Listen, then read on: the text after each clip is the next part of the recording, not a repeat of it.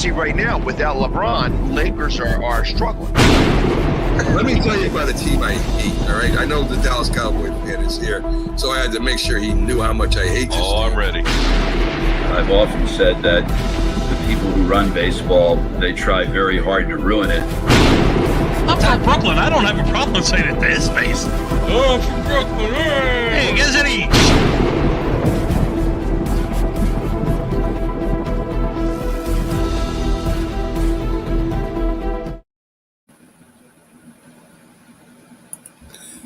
This is a presentation of Northeast Streaming Sports.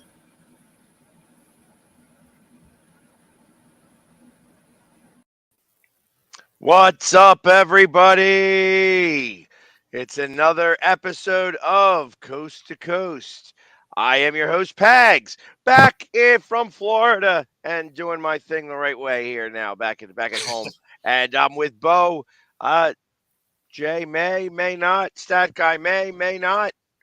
Lots going on today. Starting with, we might as well start with baseball has begun, even though it's a world away. Yeah, the Padres and the Dodgers playing in Korea. And obviously they're playing some other things too, or at least some interpreters are. Yep. You tell me what you know about it, because I only just heard about this. Yeah, so I mean, there's not tons of information about it. The storyline has kind of changed. In every scenario, it was his interpreter that was doing some gambling. Originally, the story came out as Ohtani paid off some debts for him, but then there's also a spin on the story that says that he stole the money. In every scenario, the guy got fired. So there's that. But so yeah, I mean, there's competing stories, so not entirely sure what's accurate at this point. So I guess my question becomes, all right, so there's this gambling thing that's happening. You know, somebody's gambling. Yep. Is the debt still owed? Not that I'm aware of. So that's been paid off one way or another. One way or whether another. It was legally or illegally. Correct. The debt has been paid. So, and it was a hefty debt of $4.5 million, from what I understand. Yeah. So, needless to say, he wasn't good at gambling. No, it does not sound he was very good at all.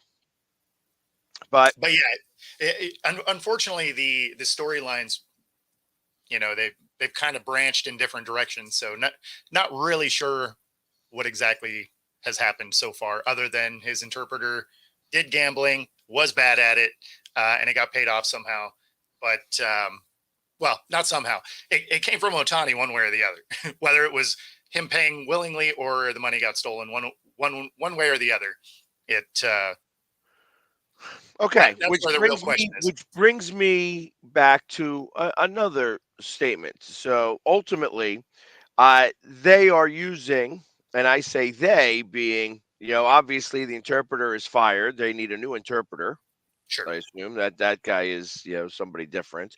And they needed a new one anyways, because now there's two people to interpret. So it's probably best to have somebody, one guy, two jobs. You know what I mean? You're not going to have one with one and one with the other. I mean, unless it's in the contract that way. But ultimately, how much of the possibility do you think it is that Ohtani was gambling? I mean, you have to kind of think that was the case, right? Like, he was just like, hey, do these deals for me, right? Like that.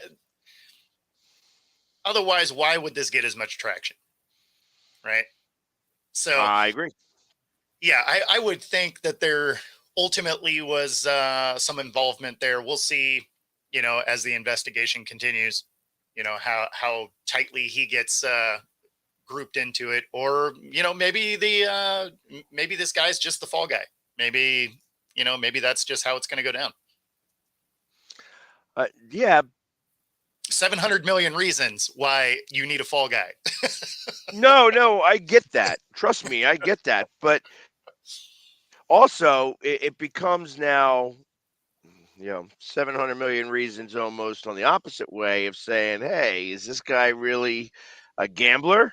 You know what I mean? Are we able to get out of this contract this way because of that? I mean, you know, I, I suppose you could do that. Yeah, we're back to bad weather. What's up, Chad? Yeah, I'll be honest. I hope that the language barrier and the fact of who this guy is doesn't interfere with an investigation to find out that he quite possibly was the one gambling. Yeah. I mean, it's just because he's a great baseball player. We've had a great baseball player gamble. Who Right. did we have? Famously, in fact. So it makes me wonder. I really do wonder if this is a for real thing. Like in terms of, okay, are we really going to say that? All right, this is him. Here he is. Voila. And I don't know. I don't know. Just saying. It's just this sounds a little hokey. Yeah, well, I mean, the thing is if he wasn't, it seems like this has a lot of media attention if he's not involved, right? Like if it really was just his interpreter, but it seems like a crazy amount of press for it if that's all it was, right? That would be like an intern gambling in the NFL, right? So in the process of this, because now you have somebody who is an absolute hero in Sure. Japan. Yeah. To maybe find out that this is occurring here. Now, I'm going to be very ridiculous when I say this. My knowledge of Japanese culture comes from the Karate Kid. So, Okay. I mean, that sounds as ridiculous as that sounds, but that's it. That's what I know of it. So Sure. I am not going to claim to be an expert in any of that. Just being 100% honest. Yeah. The amount of blowback that could come in a real sense because you are now possibly, at least even looking at him as doing something wrong. Yeah. What type of response? I mean, if you're Major League Baseball, because it's only Major League Baseball, this guy's not getting arrested. No. He's not going to go to jail for any of this. He would just be. I mean, the other guy might. Well, you're right. But he's just going to be dishonored. Like Sure. it's going to be again, this is honor is a big deal in the Karate Kid. So I mean, but that's kind of what I'm saying now. I'm like, as I think about this, and I'm trying to figure this out. Like, is it, how bad could this be? How bad could this turn? Yeah, I mean, obviously, it's a bad look no matter how it goes. So, I mean, there is that. It doesn't help that Otani, as of now, hasn't put out a response. Right, he's failed to comment. Now, some of that might be because his interpreter got fired, but as funny as that sounds, I can't. So let me tell you, there's somebody else who knows how to speak English and Japanese. You know what I mean? Let's face it. You would think so. I mean, I even with all the different dialects, you know what I mean? I got to imagine that just because he's got an accent doesn't mean that the words have changed tremendously. Exactly. Exactly. The same we speak the same English as they do in the hills of North Carolina, and I can't understand them much, but I can kind of figure it out.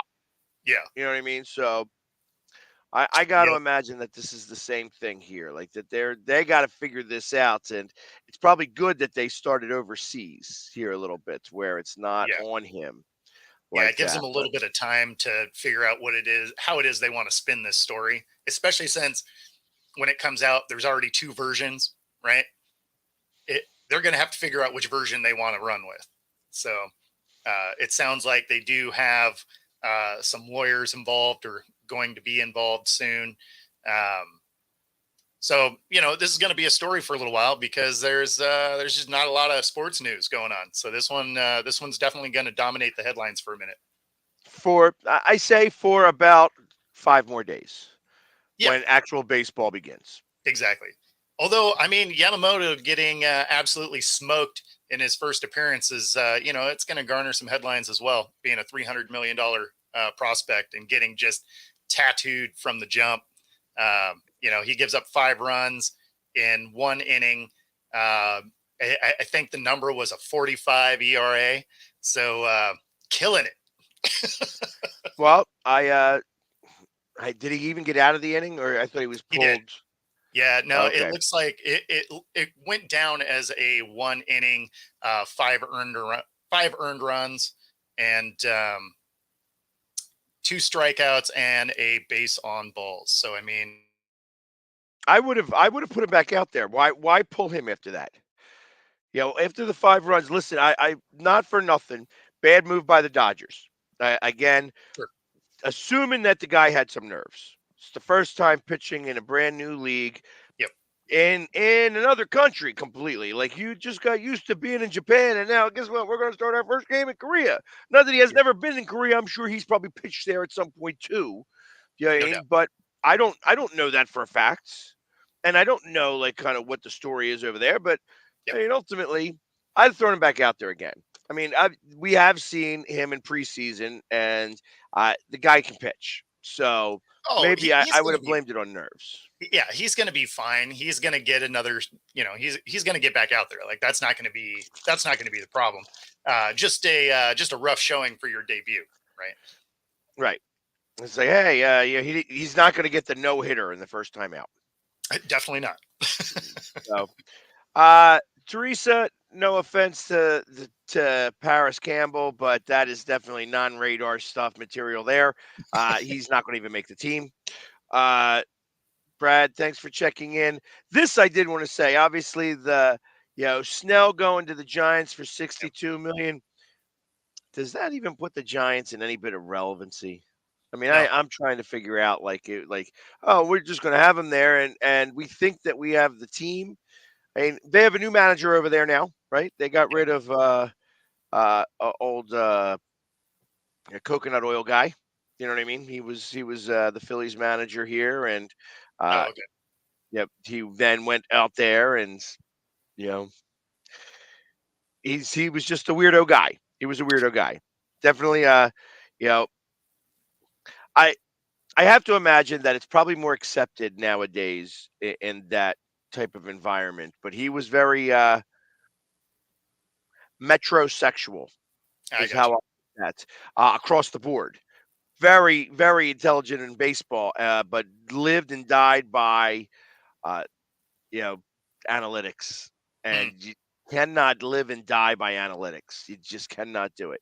Yeah. And you learn it will win you some games where the Giants, he did win 104 games with the Giants and won the division and then lost in the first round. Yeah, no, analytics is a tool. The fact that people use it to figure out all of their decisions, that's where it doesn't make sense to me. Right. Well, and that's what he did tremendously. He won a lot of games in the regular season. He actually did okay here, although he didn't even make the playoffs. He did make the playoffs with the Giants. And once you see that it's not the end all be all as a player, I think it's the start of your demise as a manager. I got you. Because when the players start to say, yeah, it's not all about the analytics, then that means they're not buying in anymore. And ultimately it's going to start to turn. There's going to be more losses than wins because of the analytics. It's going to be in spite of things. So yeah, absolutely. Yeah, I'm having a little bit of connection issue here. I'm going to jump out real quick and jump back in. All right. see if I can stop from freezing up constantly. All right. In the meantime, I'm going to talk about Lorenzen signing with the Texas Rangers. I tell you again, Lorenzen was great for one game with the Phillies. One game. Gets traded to the Phillies. He pitches a no-hitter against Washington. That was the one game. Awesome. Great work out of that one game. He got lit up there afterwards. He was just nonstop getting beat all the time. And, they couldn't even use him in the playoffs. So, him going to the Texas Rangers, obviously he's going to he'll probably be a bullpen guy. He's probably going to be that fifth starter over there, somebody who could try to eat up some innings because that's what they're going to need to do with him. Like I said, he was okay with Detroit. He came to Philadelphia, had that one great game, first game, woohoo, lights out, no hitter, and then proceeded to get hit a lot.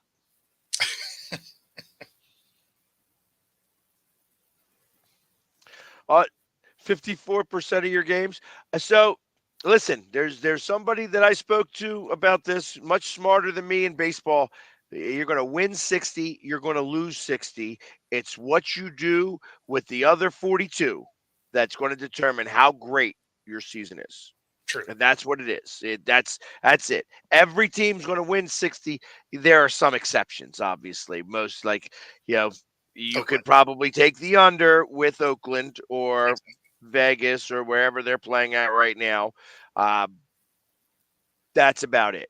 I don't see any other team that's going to be under 60 wins. Getting over 100 wins the A's is pretty crazy. 48. Not losing 60 games is also a really big deal. If you win 103 games, wow. I mean, that means you've done something right. But that also does not mean that you're going to win a World Series. There's Very been true. number of 100-win teams. In fact, there's been more 100-win teams that have not won the World Series than have won the World Series. Yeah, no, absolutely. Like the 2001 Mariners, 116 games, first round meltdown. Right? Yeah, and that's the problem with the record best of five. No. The best of five is the worst. That's the one thing I do not like. I like best of 7 series. Yep. I would go as far as to say when it comes to the Braves hate playing the Phillies in a best of 5 series. Sure. That they need the best of 7 series to play. Not that it's going to do anything for them. I think that the result would still be the same because for some reason or another, when it comes down to it, the Braves just have a problem with Philly. The Phillies got their number when games that really, really matter, Philly has got their number. So, not that I think at opening day. I think opening day we could lose to the Braves. We could almost get swept by the Braves, and it wouldn't matter. You know what I mean? Because when it comes down to the end, we're going to win those games in the playoffs. I just don't think the Braves have a playoff-bound team. So, some teams are made for the playoffs. Some teams are made for the regular season. The Braves are a regular season team. Yeah. Now I know they've won. They did win that one year. Yep. They beat Houston, and I really want to say was that wasn't that was the year after COVID, right? Or was that the COVID year? I guess I don't remember offhand.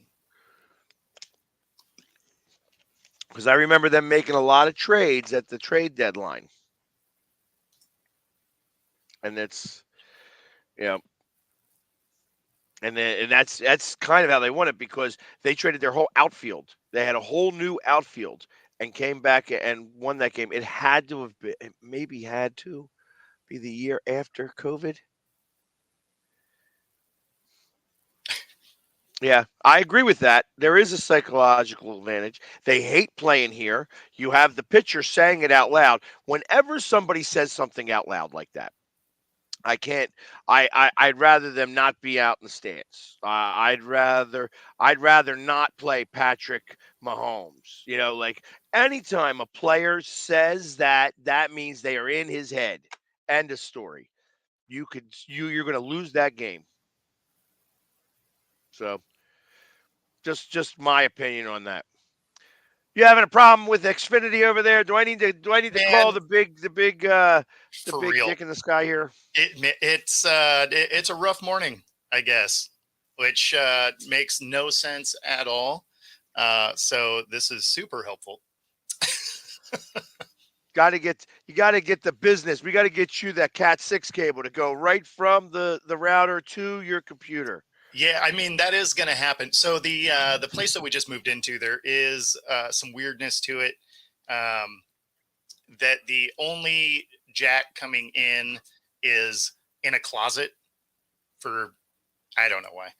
And so ultimately I'll end up running coax directly into where, my office here is. So it'll get better. Obviously today's not that day, but the fact that everything has to run from that closet is stupid. Well, I mean, that's kind of where they put stuff just to hide it all from everything, and then you'd have to run it. So I don't like. It's one of those things where you have to run it, and you have to have the repeaters like up in the ceilings. Yeah, Just so I will ultimately have that. I'll probably actually hardwire the computer, but even the TV, like there's not a jack in the living room. got you. So it's just it's a bizarre layout. It's a 1930s tiny little house. So so it wasn't exactly put together with electronics in mind. You mean they didn't have the internet back in the 1930s? Wow, Yeah, I'm surprised. Who knew? So yeah, no, but apparently this morning we're having a little bit of a struggle with Wi-Fi. But yeah, once I get things moved around and I actually get my commercial equipment in here that I have repeaters and all of that, it should get a lot better. Understood. And we may even have stat guy may be checking in here any minute from the wings. Yeah, from Buffalo Wild Wings, I assume in Detroit. I think he's still there, right? I mean, I'm going to take that guess, as he said he was going to be in Detroit, covering the games and such. And now I know that you moved and haven't been able to do a bracket. Yeah. And the bracket started today. I just did mine, today, this morning. I was like, let me do this. So great game by the Phillies yesterday. I didn't even see what the Phillies did. I got to imagine you're talking smack to me on this. You would. See, I don't believe him. I'm saying exactly. yeah, it was 13-4. Okay. It's preseason. That's what I'm talking about. You keep worried about the preseason there. Yeah, because your Yankees stink, your Mets stink, all the New York teams blow. It's okay. It's okay. You're gonna watch me in the playoffs having a great time while you're sitting there almost already out of it. Already out of it. Yeah, you won a meaningless game that's not going to matter in a week. But that's good. It already doesn't matter. Exactly. That's why I said I knew firsthand that he was going to that was a tag. Oh, 13-4. Ooh, big deal. Hold on. What did we do the day before? Oh, we tied with the Tigers the day before. We beat the Yankees 2 days beforehand. So how about that? Yeah, you didn't mention about that. We beat you guys that day. Hey, I'm just happy that my Mariners are still tied for first place. It'll be the only time this season. Exactly.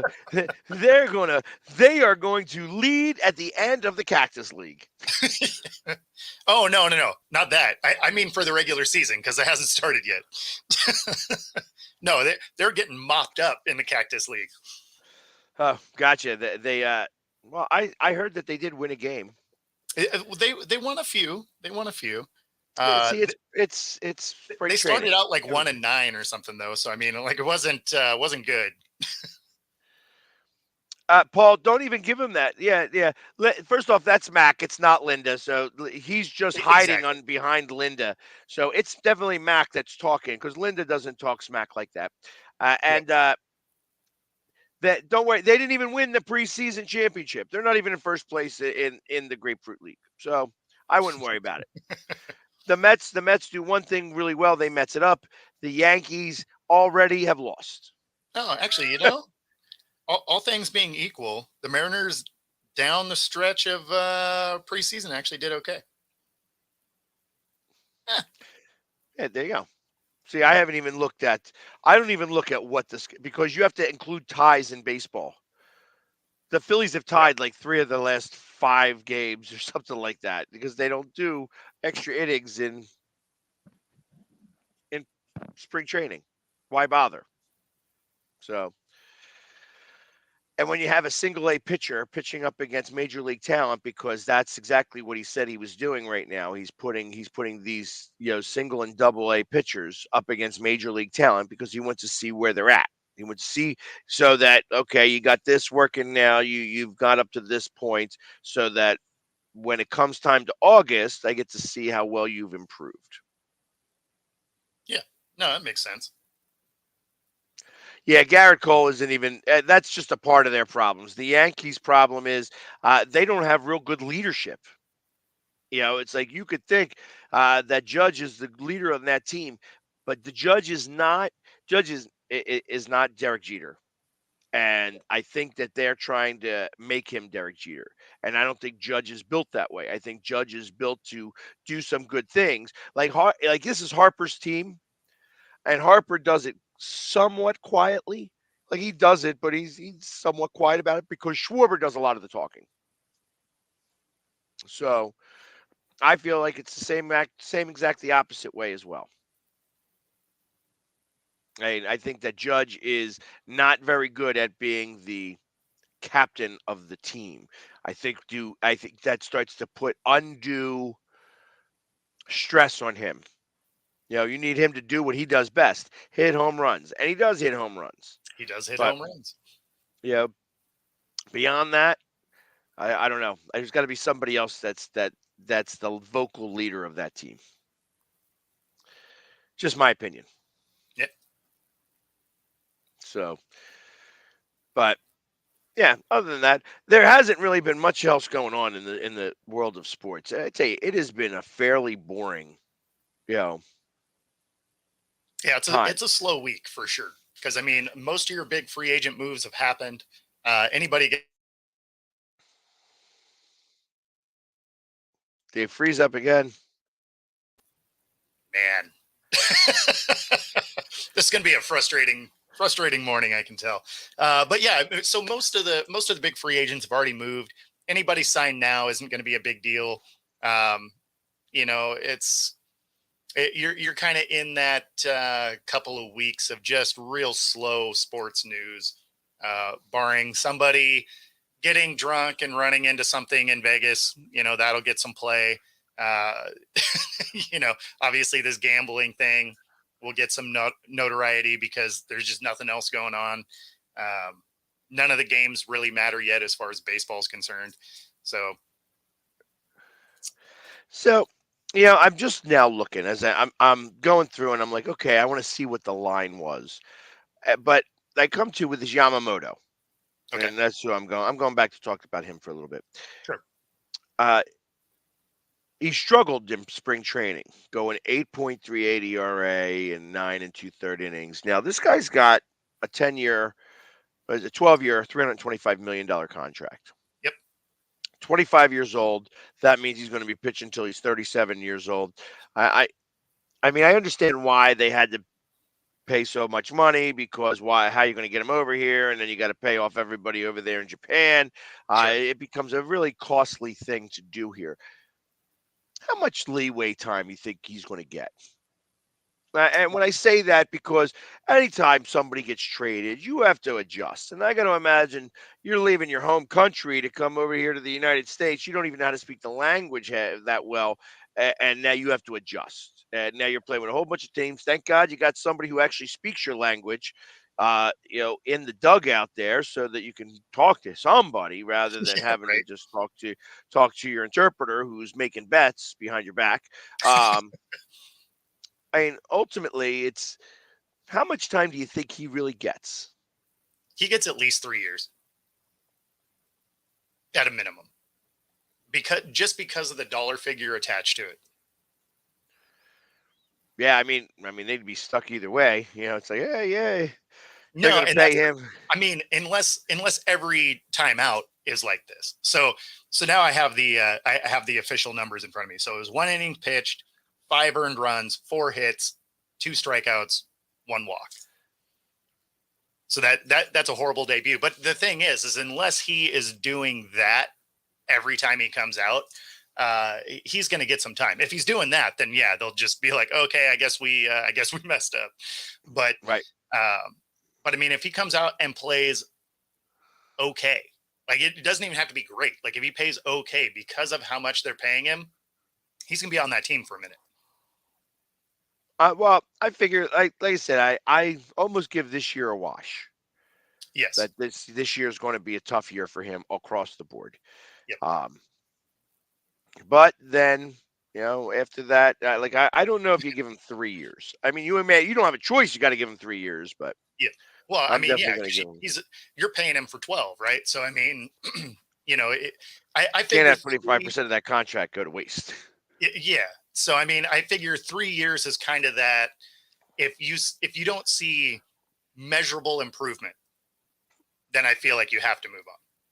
But if you see improvement, then they probably keep rocking with him. But like this year, like you said, this is going to be a wash. There's just going to be a lot of learning, changing leagues, changing countries. There's just going to be a lot to take in. Next year, you're going to want to see a jump in whatever his gameplay is. Plus, in theory, Ohtani will be able to pitch again to some degree next year. So, the next 3 years, I think he's definitely a lock for this roster.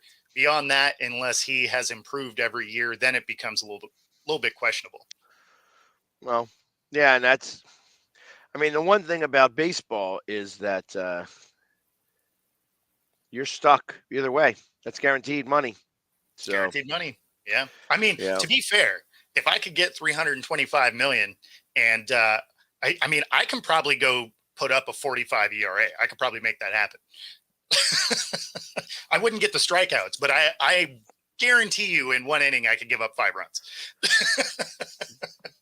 I might even do better. Right.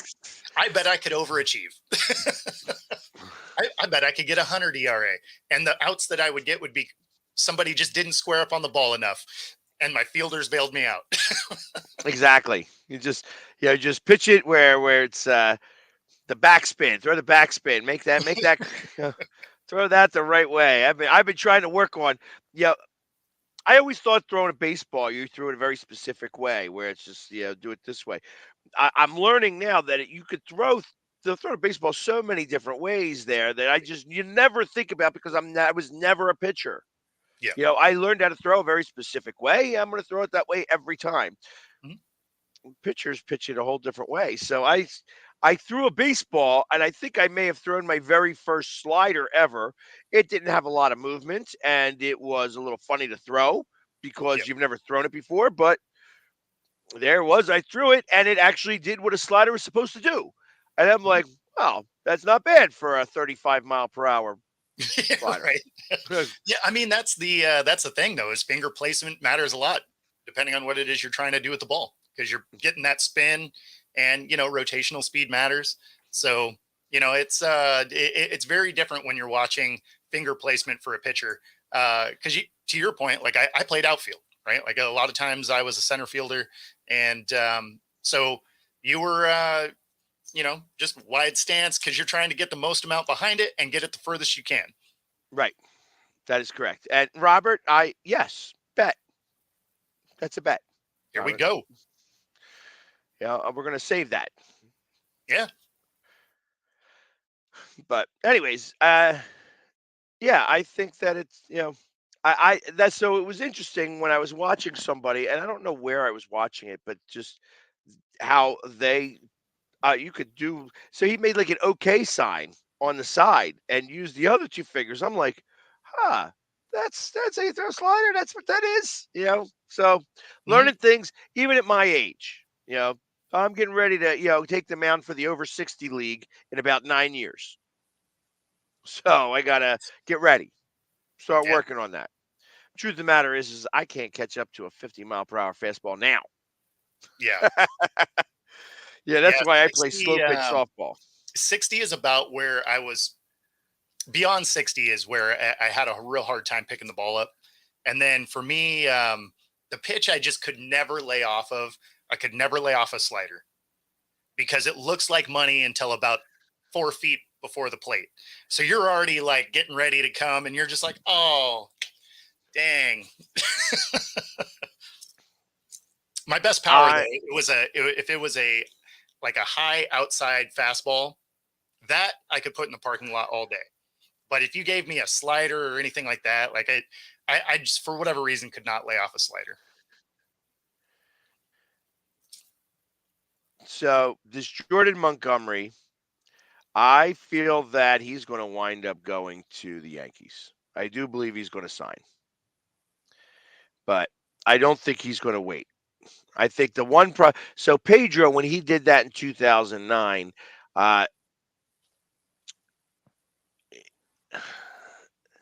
this isn't football, and Pedro was a very unique guy, and the Phillies needed help, to be able to get into the playoff run there. But ultimately, I don't think.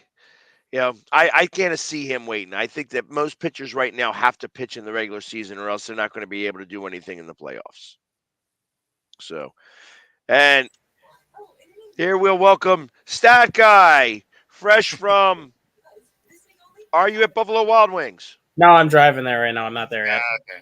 Okay. Okay. He's on his way to Buffalo Wild Wings. I'm like, pick me up some wings. I'm like 23 minutes from the closest one, so I gotta find one. Oh, you could have just went to a normal bar. It didn't matter. You Hell didn't have to no. go to Buffalo Wild Wings. Hell Hell no. no. There you go. Since Buffalo Wild Wings is our unofficial sponsor, That's I'm right. waiting for the officialness to come through. At least we're going to support them every way that we can here. So, StatGuy, since you are the only other one that filled out a bracket, Yeah. I was waiting for you to come on. Who do you have as your winner? I have Houston beating Illinois. Huh. That's actually kind of interesting. Mainly because I think Illinois played exceptional during the Big Ten tournament. I think they actually opened up a lot of eyes for how they played during the Big Ten tournament, especially kind of when you looked at how much they were struggling in February, and then all of a sudden they turned it around, and then you got Houston. You can make the case that Houston and UConn were the two best teams in the country all season. I think Houston has a little bit of a chip on their shoulder for how they ended up falling in the NCAA tournament last year, and I think they used that to their advantage this year. Huh. Who's your Final Four, now that I got to ask? I got Arizona against Illinois on the one side, with Illinois knocking off Arizona. And then I have Houston against McNeese State. McNeese State is my big Cinderella team that I have. Huh. Now, I have McNeese losing to Kansas, and that's the only difference I have in our Final Four. I would have picked Illinois, Kansas. Arizona, Houston, and Kansas. I would have picked Kansas if their big man wasn't hurt. And then Kansas also just lost their point guard with a knee injury. So Kansas is already injured as it is, and now they're becoming more shorthanded before the tournament started. Oh, I didn't know any of that. And McNeese State has the longest winning streak in the nation, too. Like, McNeese State is a legitimate number 12 seed. I think they were actually vastly underseeded. What other big upsets do you see happening? I got James Madison knocking off Wisconsin. Got that one too, actually. And I actually have them knocking off Duke in the second round. So I have James Madison getting to the Sweet 16. I actually have that as well. Wow, that's pretty scary. And then watching this game right now, I actually have Michigan State knocking off North Carolina. Main reason for that is Tom Izzo is 6-0 against North Carolina in the NCAA tournament. He has never lost to North Carolina in the NCAA tournament.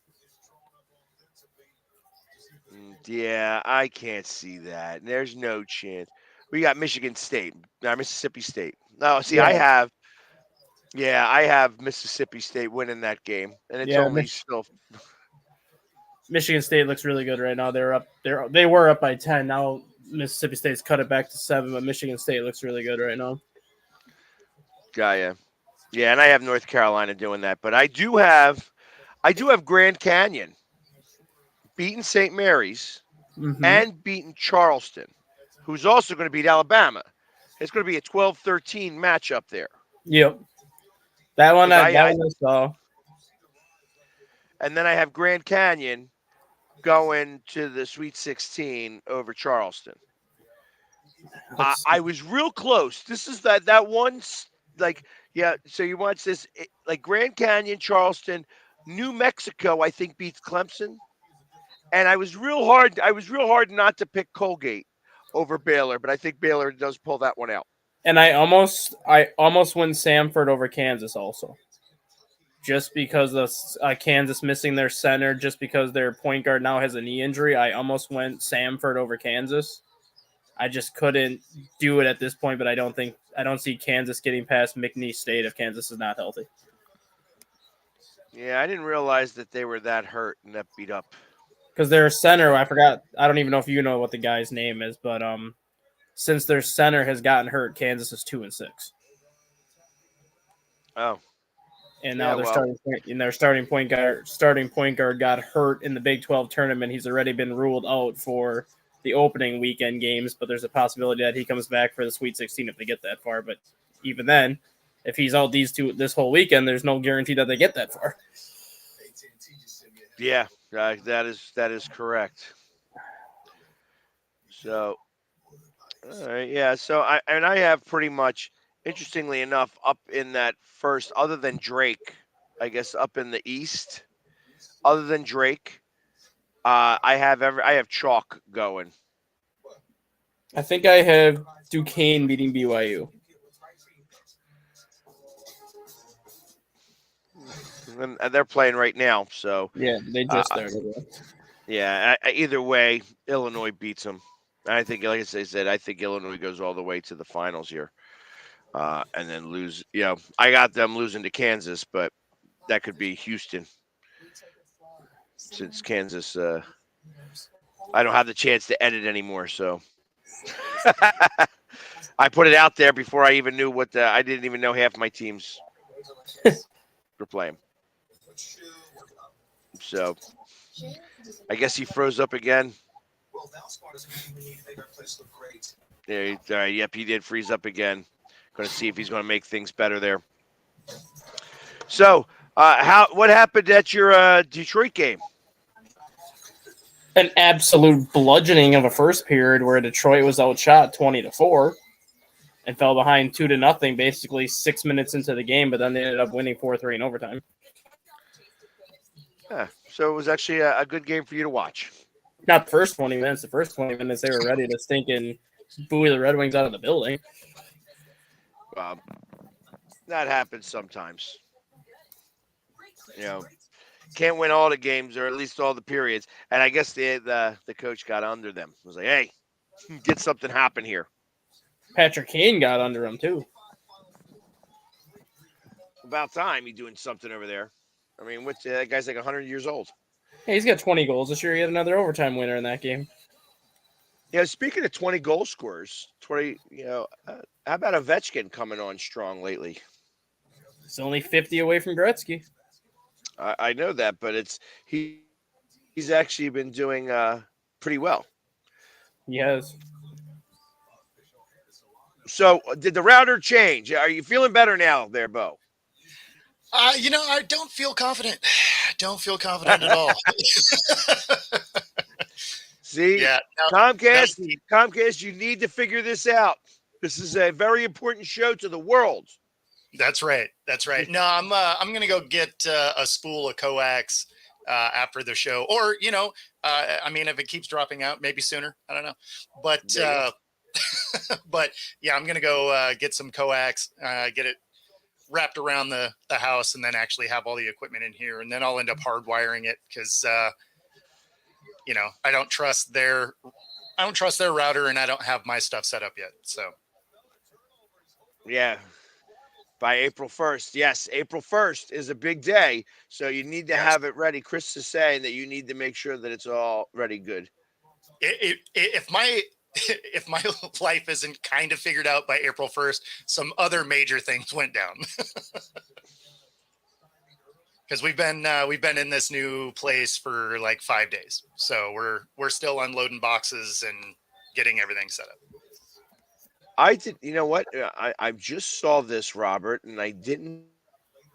That actually is something to talk about here. I did not see that.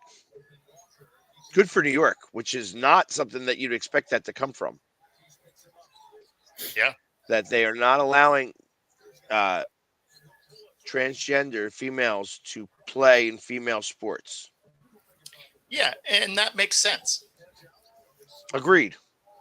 I mean, it. Yeah, like I always thought that was a weird thing, because I mean, at the end of the day, biologically, you're a guy, so you have an advantage, right? So, like when you were seeing, transgender women setting women's like times, stuff like that, Swimming records and stuff like that. Exactly. It's like, okay, well, I mean, that's not a real record, right? Right. So, now don't get me wrong. Like, you're free to do what you want. I'm not saying that on this show at all. That's that's not what I'm saying. But for them to be able to set women's records, like, none of that makes sense. That's why I can't wait for the enhanced games, because that would make it better. You're like, okay, have all the transgender guys who are very big into sports and doing all this stuff, and they want to take whatever medicine they want to take to do whatever. Perfect. Let them play it out. That's the perfect scenario for them. Yeah. But it's and I'm sure we just got some more applicants for our April 1st show based on this conversation alone. Well, you know what? I get that, and that's okay if they want to use that as the fodder for me. Truth of the matter is that I'm not against what it is that, I'm not against them competing. I'm just wanting it to be, I want the competition to be fair, and it's not fair right now. I wouldn't even mind if there was just a transgender division. Correct. Like, that would be fine. I would be fine with that. I just don't think that guys should be able to set records for women, biological men. Right. So I don't think they should be able to do that. Now, if there was their own division, fully support that. Agreed. And this is a big deal. It's interestingly enough, like how arm wrestling is a microcosm of some of the things that happen in sports. When you go on the world stage, like when you're dealing with the world, there are some unique set of circumstances that are attached to certain people. You know what I mean? Like, the world's got 8 billion people in it. There was this a woman in Turkey. She was an arm wrestler. When you looked at her, she looked like a boy. Sure. She looked like a boy. She had a voice of a boy, but she was 100% woman, 100% female. And every time she won a match, she'd get tested. Sure. So, and ultimately, and she knew it, and in fact, we got to interview her afterwards with an interpreter, and she explained it. She's like, I was born this way. This is the way it is. And I have to deal with the fact that every time I win, I'm going to get tested. And that's just the way my life is. It's like I win and I win and I win. Sure. And I get tested and I get tested and I get tested. I mean, like, okay. If I mean, if you keep collecting trophies and the inconveniences you get tested, I take that. That's exactly. And it's funny because the NFL does that really well too. They like, you had a great day. Time to get you. You just won yourself a P test. Absolutely. Absolutely. and that's just because they figure that like, if you made that big of an impact, there's a possibility that there was something that occurred. So we want to make sure that happens every time. And I got to imagine that that's like when you're dealing with those types of circumstances, you need to have that happen all the time. No, for sure. And it happens in racing too. Like if you're a top 5 car, they inspect your car afterwards. They'll throw the template on it. They'll check ride height. They'll disassemble parts of your car if they think that they're The weight. I like you have to have Absolutely. a certain weight on your car. Like so, there are certain cars that have to add weight to the somewhere in the body or something. Like they got to add 5-pound weights or 10-pound weights even to be able to make sure that it matches weight and such. So Absolutely. I mean, I understand that. I mean, obviously, they got to probably test the driver too to make sure that everything is going the way it's supposed to. Mhm. You don't want to have that somebody doing that remote control. Yeah, I don't know if they really get that far into it, but like I remember there was a NASCAR race. I was younger. I forget the driver, but they had a spot on the track where their car was routinely bottoming out during practice. So they literally put a piece of wood in that spot so that it would bounce off that piece of wood. Well, I forget. I want to say they won, but I don't remember exactly.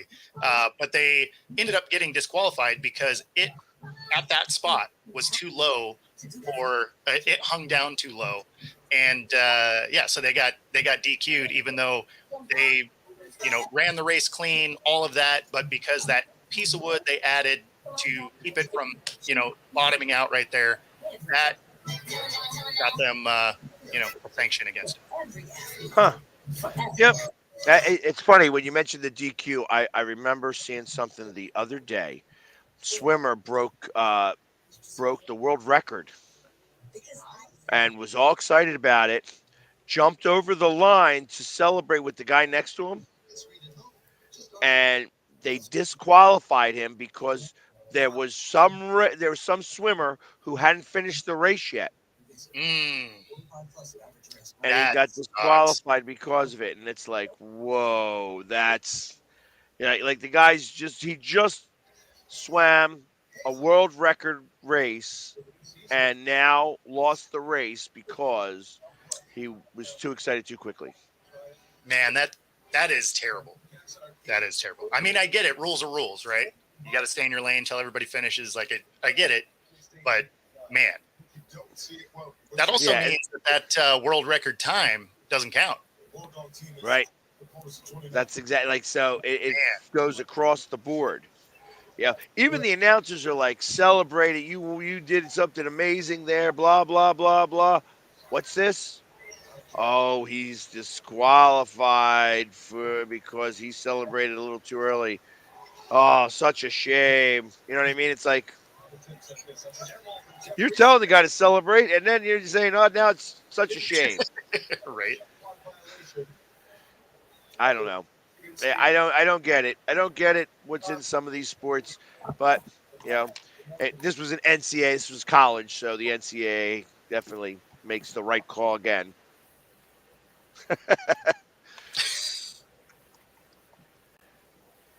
The tire wear at Bristol. I don't know what to mention about that. I have nothing to say about that, Chris. I have no clue what happened with tire wear at Bristol. They're tearing up tires. It has to do with track surface. Yeah, that they went through more tires than they've ever gone through before in a NASCAR race. In that race, those tires were getting normally at Bristol you can get roughly 65 to 80 laps because it's a shorter track. Obviously, it's only the mile as opposed to like the mile and a half too. They were getting like 45 laps before those tires were gone. Yeah, it's a little half-mile track. Yeah, it was just and what was causing it? The heat? Was it? No, it's just the surface. It's like a dirt surface. So you have like the asphalt like on the bottom, obviously, but it's like there's like a dirt layer on top of the asphalt. So then you have like all the gravel particles and all the dirt that was so dry that it was just ripping the tires to shreds like a lot quicker than it normally does. Yeah, they call it marbles. Basically, it's pieces of rubber and stuff get tossed up the track. Yep. And if you get up there, it actually gets real slick because it'll stick to your tires. Yeah. But yeah, just the track surface, for whatever reason, it was just absolutely destroying tires. Well, hopefully they had enough tires to finish the race. Oh, yeah, that was not an issue. They always have an insane amount of tires on hand. They have enough. They typically have 20 sets of tires is what they typically have for each NASCAR race per team or whatever. Yeah. And at their level, they don't have some of the lower level racing rules where you can only put on so many new tires, or you can only enter the race with so many new tires. At the cup level, you can put as many tires on as you want. Yep. So I appreciate that. Thank you very much there, Yves. Talking about so the other day, instead of showing the rerun of the same show that we've been showing over and over again, I showed my speech at O'Hara High School. Oh, cool. So I appreciate that. Thank you. Yeah, it was we did I repeated I did another interview from back in the day, and then I was like, I had 40 minutes left. I'm like, you know what? This is the perfect time to show my speech. Because I hadn't shown it to anybody yet, and it was just like, you know what? Let's show this out there, and it got good response. So thank you, I appreciate that. So, what do you guys think of the latest trade proposal that's been floating around in the NFL? Which one? Where the Vikings give the Chargers their 11, their 23, their second and third rounder this year for Justin Herbert because Jim Harbaugh wants JJ McCarthy. 11, 23, a second and a third for Justin Herbert because Jim Harbaugh wants JJ McCarthy.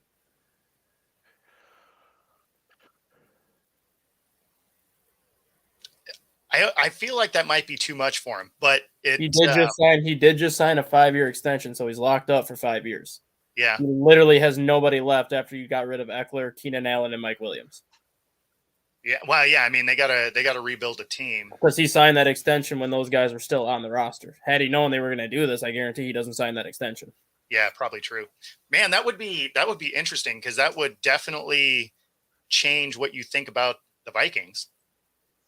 Because you can still have Sam Darnold there as his backup, and then Herbert goes into a situation where he's got Aaron Jones basically to replace Austin Eckler. Yep. Justin Jefferson and Addison would be his Mike Williams and Keenan Allen, and then Hawkinson would be his tight end. So you go kind of through a similar situation that he would have had with the Chargers, just with obviously more stability and being that he's under a 5-year contract. Yeah, well, that defense really kind of came on as the year went on. Yeah, you know what? I would take out the 23. I take out the 23. Just go 11. You either get the 11 and the 23. 11, second, and a third, maybe. And I would want that third to be next year, not this year. That's what it was. It was the 11 and the 23 this year, and the second this year, and then the 23 or the third round pick in 2025. Yeah, and that third maybe it could be a conditional that becomes a second. Like if they win the division. I don't even know that I wouldn't even do a conditional on that either, because it's now you're still giving them too much. I mean, I think a first, a second, and a third for a quarterback that's not welcome there. Yeah, he wants somebody different now. He wants to get rid of that quarterback. Well, you know what? That's fine. Hell, I'll take him in Minnesota. Come on down, Herbert.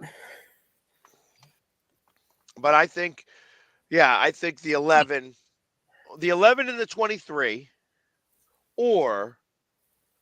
Yeah, I don't even know if I would do the 11 and the 23. No, I think 2 firsts in the same draft is too much. I think they could go. I think they could go 11, the second rounder this year, and a third rounder next year, or even 11 and 2 seconds. I think that they could do it, and then they keep their 23. Yeah, I could see that. I could see a first and a second, and then a second next year. Or that's why I said if it was a third next year, that could escalate to a second. Yeah, that's where I would do the escalation, I guess. Yeah. You could play with the escalation if it makes it feel any better. Well, but only to a second. Only to a second. You're not going to give him a first next year. Correct. But, if you were able to, I would do an escalator if based on you winning the division. Yep. Right? Because you have other teams that are going to be a problem to get by, right? Like Detroit, They're going to be the front runner for that division. Green Bay's coming on. Who knows what the Bears are going to be? So if you had that escalator of winning the division, that's not like a slam dunk. No, third to second. Like you're going to have to earn that. So I could see that being an escalator next year. And yeah, like a first and second this year. I'd give that up for Herbert. You know what he is. He can put up yards. And is that still going to be enough? I mean, first off, I haven't even heard his name mentioned in the first round of a draft. So you'd have to pick him in the first round then. McCarthy? Oh, he's definitely going in the first. McCarthy's they saying he's going to go number 4 overall. They think there's going to be 4 straight quarterbacks going 1 through 4. Well, especially now that Arizona is talking about trading. Yeah, because they said at this point they think Minnesota is going to trade with Arizona to get to number 4 so they can take McCarthy. Yeah, and then Arizona trades back up to 5th to get. Which is where the Chargers are picking right now, and Harbaugh is so high on McCarthy right now that he's trying to get out of that number 5 for a chance to get McCarthy. So I'm like, if Minnesota's going to trade up to number 4 to possibly take McCarthy, you want him that bad, stay at 5 and just trade Herbert to Minnesota because Cardinals aren't taking McCarthy at 4. They'll go Harrison Jr. at 4.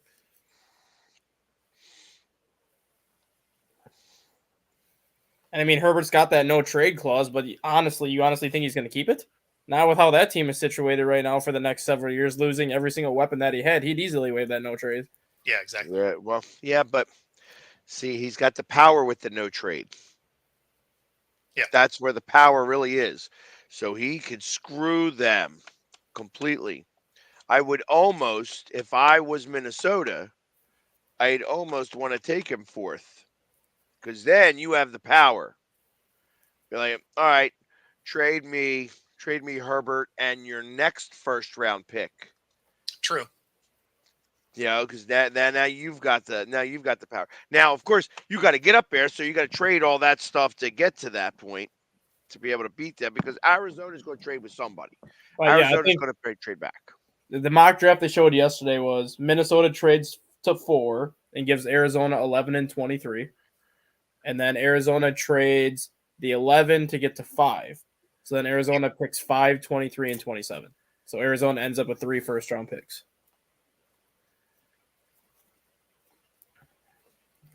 And they had him taking Harrison at 5. They had him taking that Byron Murphy out of Texas at 23, the nose tackle. And then they had him taking Brian Thomas at 27. Yeah. Well, or that's Minnesota moving up 1 spot. No, that'd be Minnesota moving up 7 because Minnesota's picking 11 right now. Yeah. So who's the number 5 spot? Chargers. Yeah. And that's why that's what I said. If Minnesota wants to trade to 4 with Arizona to get to McCarthy, and then Arizona would trade back to get Harrison at 5. If Harbaugh wants McCarthy that bad, he's going to have to figure out a way to get ahead of Arizona from 5 to 4 because if Minnesota trades up, you're not getting McCarthy at 5 because that's who Minnesota's going to take at 4. Yeah. Then really you don't have much of a leg to stand on there either. It's a first round pick. Minnesota's got 2 picks, you're saying? Yeah, they put 11 and 23. Yeah, I would do just the 11 pick. Give them the 11 pick. I'd be fine with that too, because Herbert's better than McCarthy at this point. At least I know what I'm getting out of Herbert from day 1. Exactly. Yeah, that would make sense to me. I wouldn't give another pick. Maybe a 5th round pick. Something to sweeten the pot. Here's a 4th round pick for you. You know what I mean? One of my compensatory 4th rounders. Something that you don't feel like losing. But I don't know that I would. Yeah, I would definitely not do 2 first rounders, a 2nd and a 3rd. No, especially because you know his cards. Yeah. I mean, none of this ever plays out the way it expects to. So I'm not sure that. No, that's why I always laugh at mock drafts. Yeah. Right? So Justin Herbert last year signed a 7-year, $262 million contract. So that actually starts this year. So you make that trade, there's your franchise quarterback in Minnesota for the next 7 years. Yeah, and he's locked up. So Yeah. I mean, then you can you have a physical number you can work around. Yeah, because I mean, he's scheduled to make $29 million in 2024, $33 million in 2025, and then every year it goes up from there. But that's a bargain when you look at what some of these quarterbacks are getting right now. $34 million a year for Herbert. Yeah, no, that's not bad at all. When you look at Dak potentially getting a $60 million a year contract. Then you have a real question on what do you do to keep, Justin Jefferson there. That's what you do because he's locked up. Justin Jefferson stays there because of that. Yeah, because of that. At least that's your thought. Now he's got Jefferson and Hawkinson. And you got Addison yet, and they'll figure out what to do at running back after that. But they've already said they're going to give Justin Jefferson a lot of say as to who he wants Vikings to draft if they draft a quarterback. Well, if he finds out that Justin Herbert's available, he's going to be like, trade for Herbert. Yep. Get him and then sign me, and we're good to go. Yeah, because, I mean, that Chargers team would have been a lot better had their defense shown up at all. Yeah, I mean, I think, like I said, I do believe that the 2 firsts are too much, or first, second, and third are too much. Yeah, the number 11 is enough. Yeah. You don't want him there. That's the reason. It's like, oh, well, I'll trade him somewhere else for a number 1 pick. Okay. Maybe find a better picker. That means you got to find somebody better than whatever. I guess Houston could be that guy. Yeah. All right, StatGuy, got to roll out here for a minute. We'll take this moment to do our station identification break. Since we are at the top of the hour, we will be back in just a few moments after these commercial messages. I mean, you can see right now, without LeBron, Lakers are struggling. Let me tell you about a team I hate, all right? I know the Dallas Cowboy fan is here, so I had to make sure he knew how much I hate this team. I'm ready. I've often said that the people who run baseball, they try very hard to ruin it. I'm from Brooklyn. I don't have a problem saying it to his face. Oh, I'm from Brooklyn. Hey, get an each.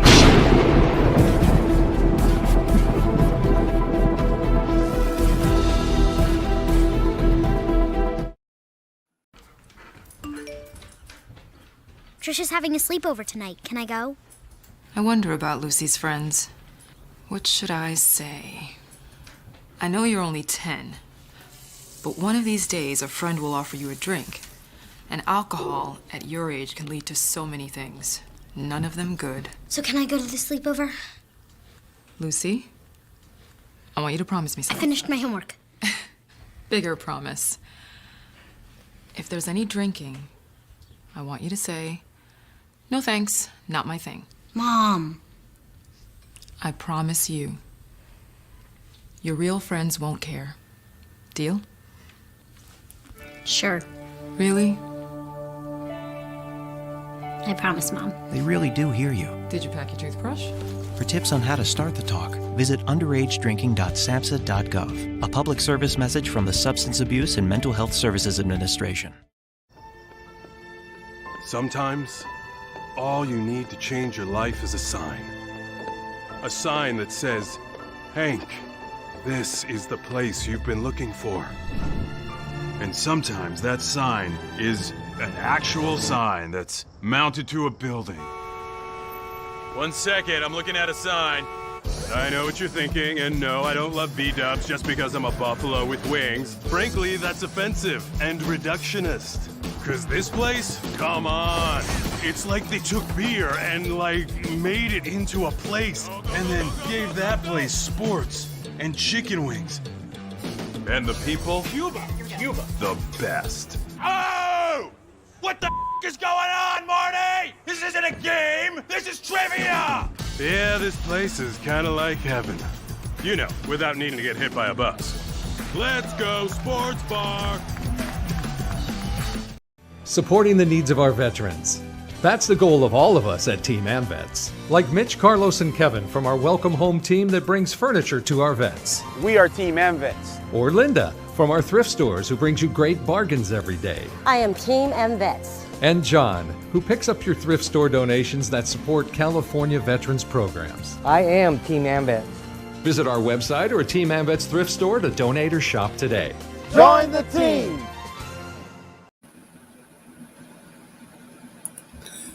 This is a presentation of Northeast Streaming Sports.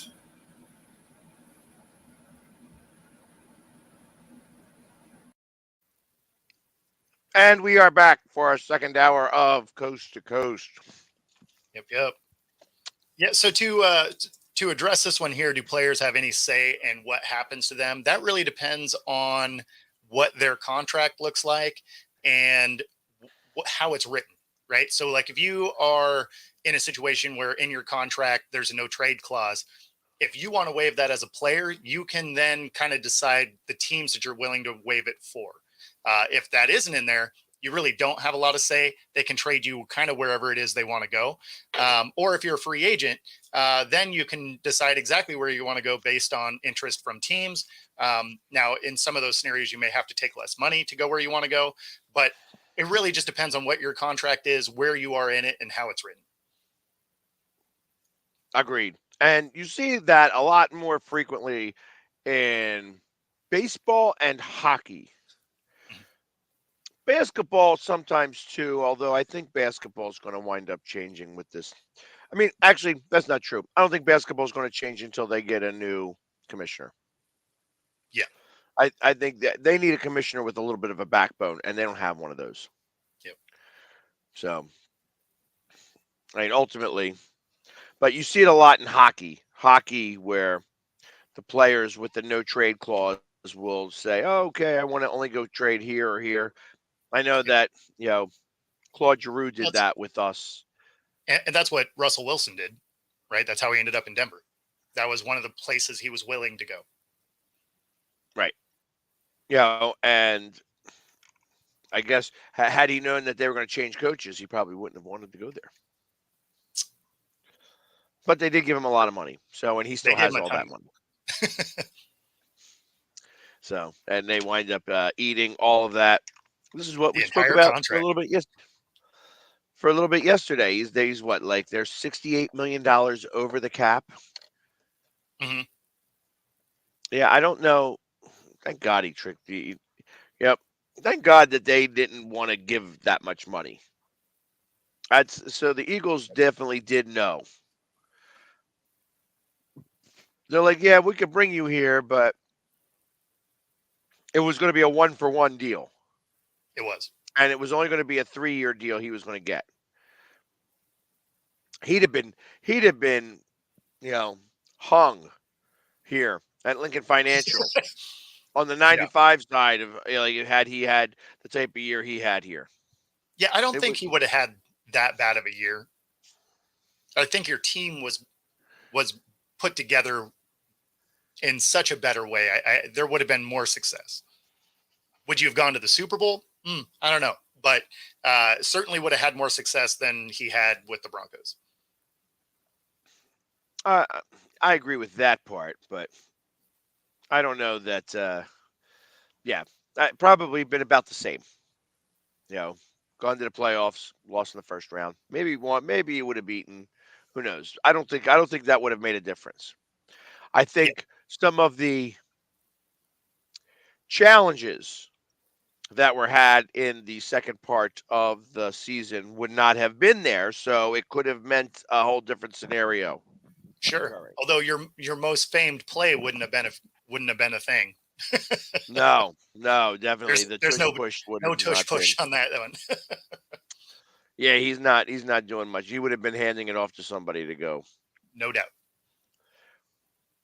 But it's interesting how that's like, obviously it's staying in the rules. The tush push is going to be around, and of course it's a QB sneak. Like there's nothing special about it. It just means your running back is giving you a shove. Like, who cares? Right. You don't like it, defend it. And if it's if it's that easy, go do it. Like, wasn't there a penalty in a football game where the fridge picked up Sweetness and threw him into the end zone? You can't do that. Just like you can't jump the line by using the line to get up, right? Right. So you can't leapfrog them. Exactly. So you can jump over the line. You can jump through the line. Like you can't, because as I recall, you can't. Yeah, you're not allowed to jump over it anymore. Yeah. So and you can't touch. Like if you were to come through the middle there, you can't touch the center. I mean, there's elements to it, especially because Cam Chancellor became really good at doing it, and so that was something where they're like, yeah, we're going to make this harder to do.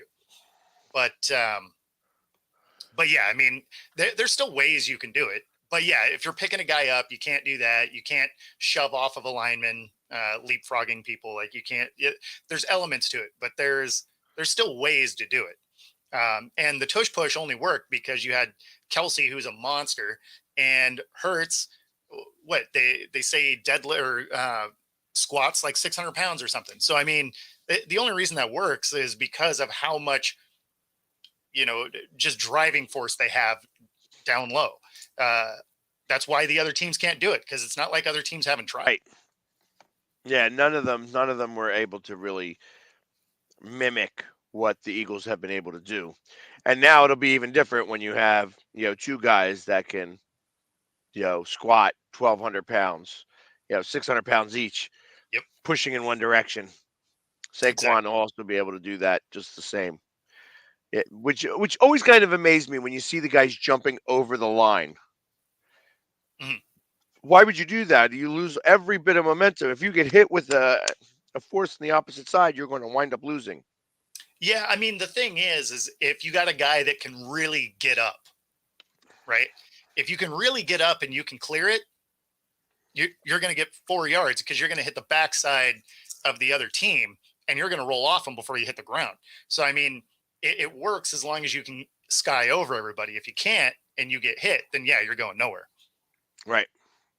So I never really understood that because I obviously know a little bit about physics, and when you take all your momentum away from that, all you need is a small little somebody to push you in the wrong direction, and you're going to go in the wrong direction. So absolutely. The only way it works is if you can get over everyone. If you can get over everyone, then it absolutely works, because that's 4 or 5 yards every time.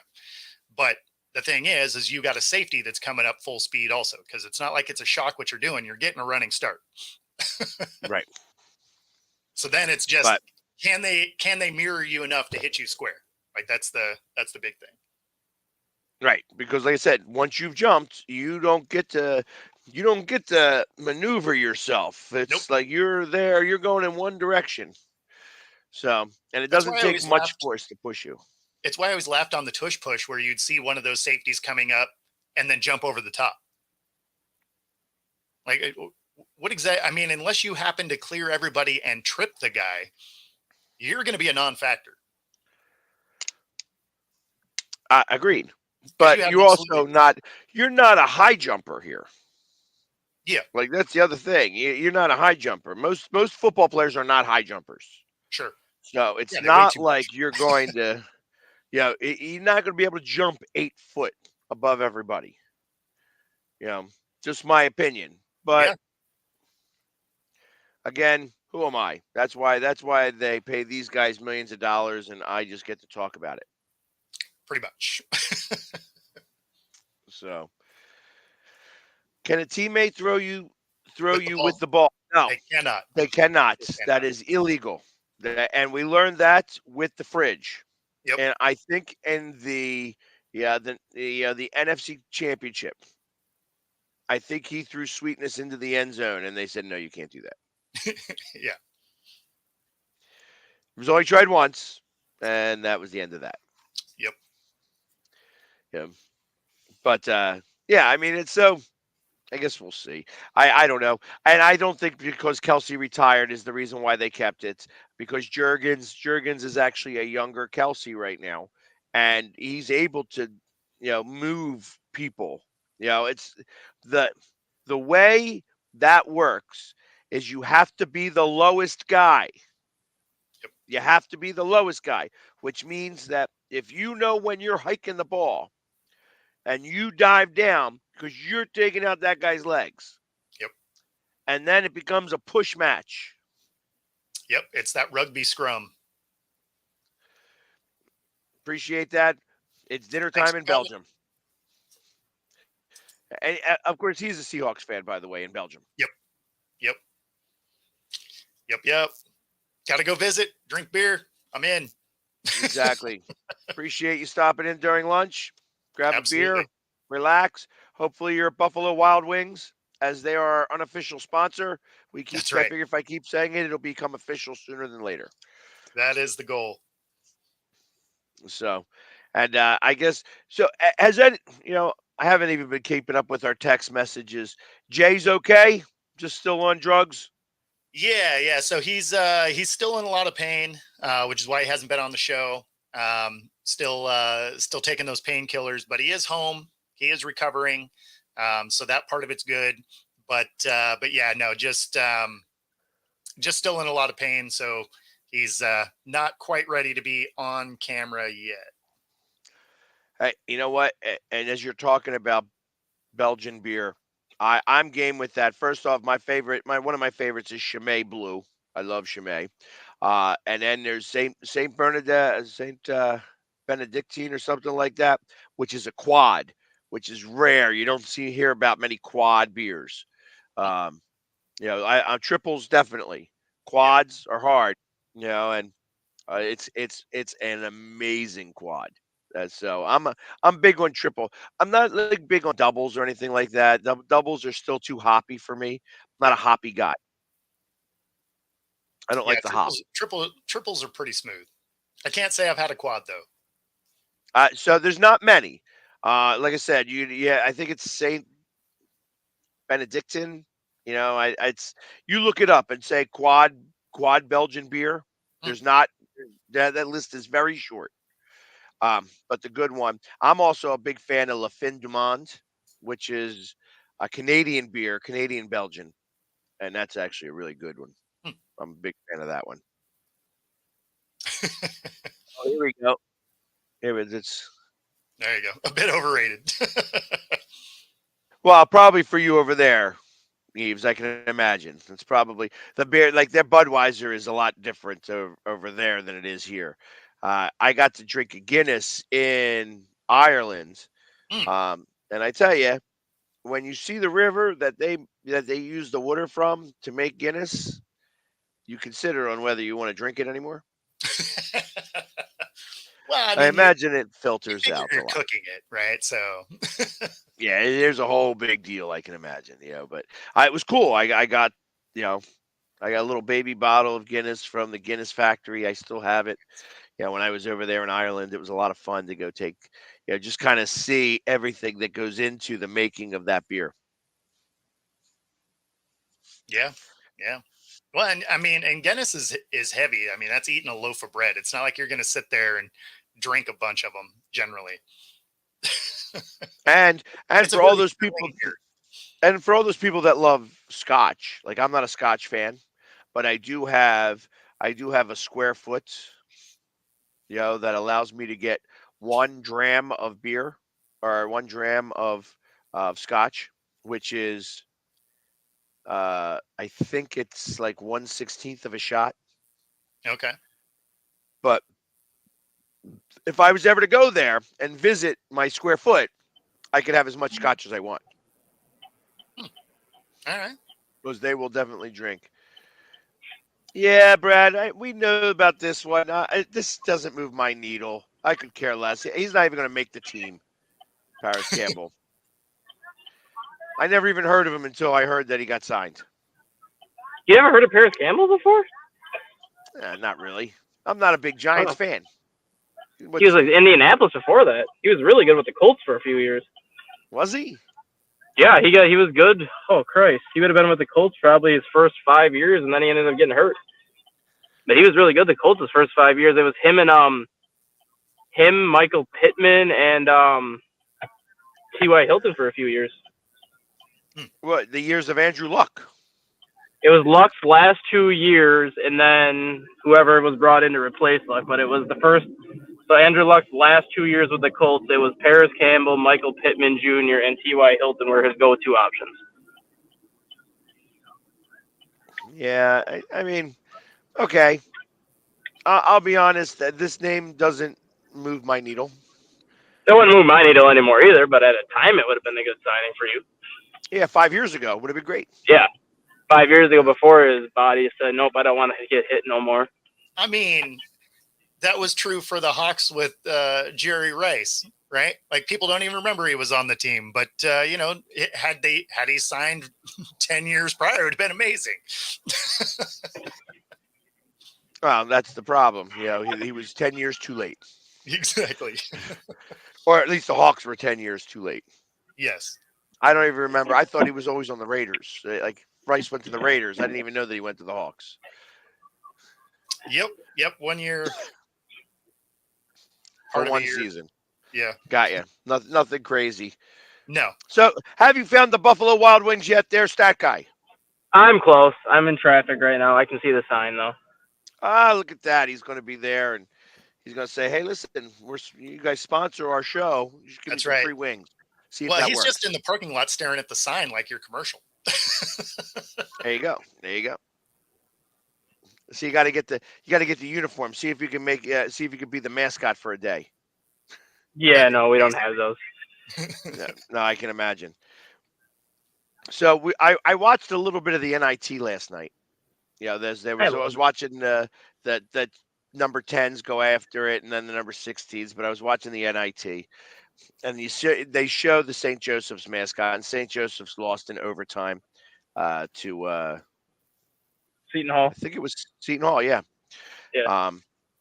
But the one thing I felt bad for is the mascot of St. Joe's.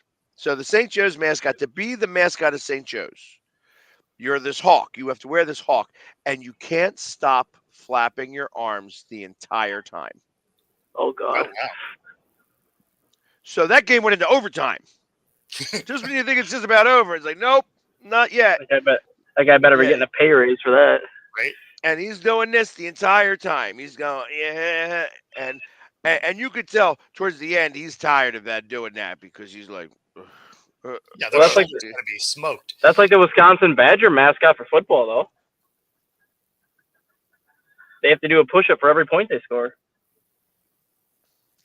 So, I thought, bottom line, I guess you didn't hear, the Vikings are considering trading one of the first round, or not both of the first round picks, and possibly a second or a third to get Herbert from San Diego or Los Angeles. No, it's San Diego. They should never move. They should have never moved for stinking Los Angeles. Yep. They don't even know whose house was in there. Drop that wing and you're plucked. Exactly. Yeah, you're out. I would definitely. I'm not a mascot because I can't stay quiet. I'm just not that guy. Mascots traditionally have to not speak, and so I could never be a mascot. Getting back to the NIT quick. One thing I do like about the NIT more so that I like about the actual NCAA tournament, I actually like that they play those opening round games at the higher seeds venue. I dig that. Like for the NCAA tournament, I'd be fine with it too, like where the higher seed hosts the opening round games, like the opening weekend, and then when you get to the Sweet 16 is when you go to the neutral courts. So North Carolina would host all of the games. So like North Carolina would host like the 1-16 matchup and the 8-9 matchup, and then the winners of those games would play at Chapel Hill the next, like on Sunday or whatever. So you would just have the higher seed host basically 3 games. So if you're the 1 seed, you would host the 1-16, the 8-9 matchup, and then the 2 winners would play there on Sunday or Saturday. If you're the 2 seed, you would host the 2-15, the 7-10, and then the winners would play that. If you're the 3 seed, you would host the 3-14, 6-11. If you're the 4 seed, you'd host the 4-13, 5-12, and like so on and so forth, just for that opening round weekend, and then just go to the neutral courts once the Sweet 16 starts. Because that's what the women's NCAA tournament is. The women's NCAA tournament does that, where the higher seed hosts the opening round games, and then they go to the neutral courts on the Sweet 16. I mean, that makes a lot of sense. You know, you're hating it if you lose in that first round. You don't You want to are, be the but like you don't want to be. you look at how Virginia a far they're couple years sending some of ago. these teams, though. I mean, you look at how far they're sending some of these teams. Like the Wisconsin Badgers are in what, the West region, and they're playing games out east right now. But then the Sweet 16, they're out west. Like, what's the point of having them play out east right now? Just have them play in the Midwest or at their venue the first opening weekend, and send them out west for when the actual Sweet 16 and Elite 8 are. Yeah. Well, I mean, that's the problem with having the north, south, east, and northwest and stuff like that. That none of those are real. You know what I mean? It only works out for the very first one. The number one seed gets to play in the one that they want, and that's usually the East. So you have Connecticut in the East, but you have North Carolina in what? What are They're they in the Northwest? south, no. Northwest? So the East, UConn's the East. I believe Houston's the South. Purdue's the Midwest. So yeah, North Carolina would be the West. Yeah, they're in the West, which makes no sense to me whatsoever. Yeah. So if you're going to put North Carolina in the West, like the first opening round weekend, let them host their games at Chapel Hill, and then send them out west when you get down to the Sweet 16 and Elite 8.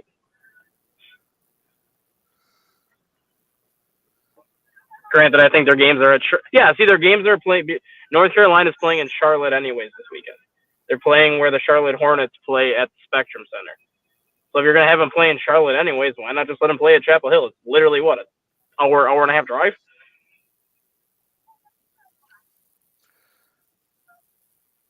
And that's odd anyways, because that doesn't make it West. That just because it's the West bracket. Yeah. They got the lowest one seed, that's why. And because UConn has the highest one seed, you have to put that fourth number one seed up against the number one overall seeds bracket. That's just how the seeding played out, with Houston being 2, Purdue 3. Well, and all three of those make sense. Yeah. If you look at it, if you look at it though, like you can go probably back the last 4 or 5 years. 3 of the 4 number one seeds always make sense where they get seeded. It's always that fourth number one seed that doesn't make sense because it's a team that was sitting outside the top 4 until the conference tournament. And then all of a sudden they won their conference tournament and found their way to get a 1 seed. So it's like, well, Purdue's in the Midwest, Arizona's in the West, Duke's in the East. Well, guess what, Gonzaga? You won your conference tournament, so now you're the number 1 seed in the South because we have to throw somebody there. Right. Well, yeah, they got to make something happen. I get it. Well, doesn't matter. My bracket's already done since I picked Kansas. And I just found out now they have all those injuries. So, yeah, my bracket is done before it even starts. Exactly. But anyways, I can't wait for you to get in there, Stat Guy, and show us what these wings look like. It's been a long time since I've been to. In fact, I don't think I've been to one Buffalo Wild Wings. Really? In my life. In my life. Hey, Rob. Wow. Rob, what since you're watching right now, what are you doing for lunch? Because now I just kind of want some wings with all of these wings conversations happening. So after this show, if you're still watching, let's go to Linwood. Let's get some wings. See, how come we don't have Linwood sponsoring us then? Well, it would just be closer for him. We actually have, I think we have 4 or 5 Wild Wings. So yeah, we have. There's 1 or 2 around here, but I've never been to one because it's, like I said, I've been to the one, and I went there because Bill Berge was speaking there. So our Linwood one. So if we're going to shout out a location, our Linwood one is a really fun place to watch a Hawks game if you're not going to be at the game, because it gets real loud in that building. Like they have a pretty electric atmosphere for a Seahawk game. Got you. See, yeah, I never know where to go watch a game. If I'm not at the game, I'm not sure where I'd go watch it, because that's the hard part about going to games all the time. I don't ever go somewhere. Like, so normally I'm like, for instance, when I didn't go to the Eagles game, there was 2 Eagles games I missed in the last 5 years since COVID, really. So really, I'll include COVID in that mix. I was at a World Series game, so I couldn't. I was at a baseball game. Sorry, couldn't go to. And then it was Christmas Eve, and I watched it at a local bar. I gotcha. Yeah. So, I mean, fortunately for me, because I do the sports bar series for Thursday Night Football, I get to explore a lot of different locations. So that's been kind of fun. And no worries, Rob. Tell your mom I say hi. You're taking her out for the date. Well, you could take her out for some wings, Rob. Come on. She 100%. Come on, Rob. This isn't a game. This is trivia. That's right. I tell you, on days that, when baseball starts, we actually have something to talk about. It's going to be exciting because it's not only going to be baseball, it's going to be hockey playoffs. It's going to be, basketball playoffs and stuff like that. Right now is like the dog days of sports. Fine, you're going to be getting real close to the draft too. Yeah, well, the draft. I actually am going to be sending out my emails today for the draft because it's that time. Oh, I just got my credentials for the draft next year. Oh, awesome! For next year? It's in Green Bay, right down the road from my house. Oh, is it in Green Bay? Yes, it is. Oh, then I'll stay with you then. You could. Perfect. That's good to know. I didn't realize it was in Green Bay. Actually, and I have a couple of inns in Green Bay. So we could definitely do a show in Green Bay. Yes, we could. Yeah, because I know the bar owner of the bar right outside that big complex. Stadium View? I guess. Or is it Stadium View or is it Anduzzi's? Is it the one that's got 2 levels on it with kind of like the big deck that's on the top? That's Anduzzi's. Yep. Okay. So then, yes. So interestingly enough, family of them I drink with here at the bar. Oh, nice. Awesome. So they have come a few times here. So yeah, they could definitely get you hooked up for a show there, and you could do the show from up on the sinking balcony up there and overlook the entire kind of draft field. That would be kind of cool to see. Nice. I'm sure they're going to be. ESPN is probably going to be all over that. ESPN will have the atrium, the Lambeau Field atrium, because that's where I believe the stage and everything's going to be. So the ESPN will have the bar in the Lambeau Field atrium reserved for them. They'll have some of the kind of the flooring area, the Lambeau Field atrium reserved for them. And it's in Green Bay next year. Why did I think that it was in Vegas? Somebody told me it was in Vegas next year. No, it's in Green Bay in 2025. Okay. That's why all the roads are under construction. On that for right now. That's why all the roads are under construction right now on the highway, because they want to have all that done for next year. Oh yeah, Green Bay. Yep, it's in Green Bay. That's what it says. 26. Now I want to find out where it's in 26. That's where it's probably in Vegas. Yeah, I think Vegas is 26.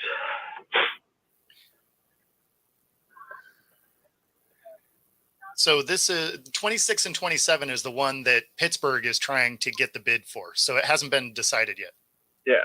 Yeah. So there we go. Yeah. Pennsylvania governor pushes for Pittsburgh to host 26 or 27 NFL draft. They haven't announced it yet. Good. Exactly. And they're not going back to Vegas. I'm much happier about that.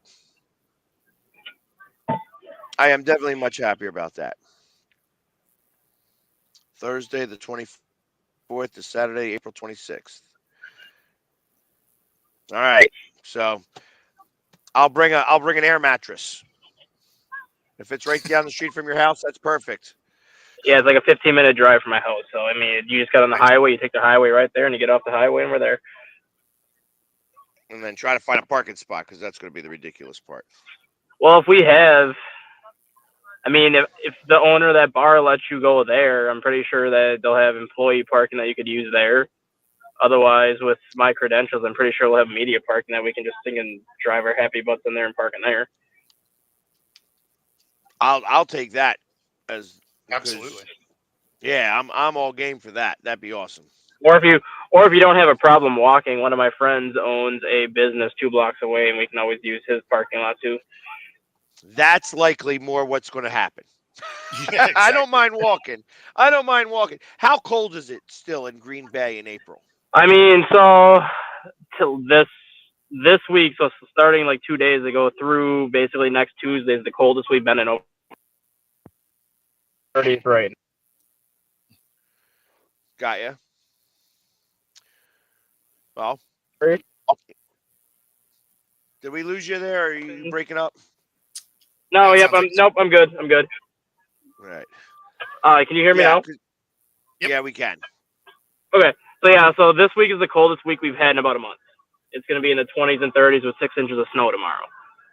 Ooh. But since about mid-February, we've been in the 40s and 50s. We've had some 60s and 70s thrown in there, but typically end of April when the draft usually is, you're looking at temperatures in the low to mid-50s for highs. So not cold, but not. I mean, obviously you can get warm and you can get cold, but typically it's in the low to mid-50s that time of year. Got ya.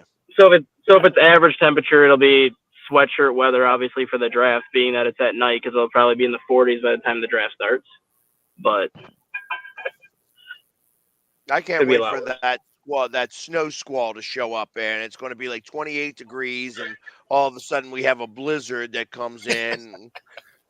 From lake effect in the opposite direction. It's going to be like a nor'easter that happens over the lakes, and it just kind of dumps us all, dumps like 20 feet of snow on us all. They're prepared for it because they have three different areas where they can host it. They can host it in the atrium, which is their initial plan, just because the atrium is all covered, but you don't have a lot of room for the people then, unless you're putting them in the parking lot, which the parking lot will be uncovered, which doesn't work. You can essentially build yourself kind of like a draft stage in the parking lot and then cover everything that you want to cover. And then if you go right across the street from Lambeau Field, they have something called the Titletown District, where they have 120-yard football field where kids and everybody can play football on, like during game day, where their plan is to have all the people kind of stand on that field. They'll build a covered roof over that field, and then right before you get to that football field, you have a bunch of pavilions and a bunch of bars and everything that already overhang, so you could put the stage there and then just have everybody go back on that grass area.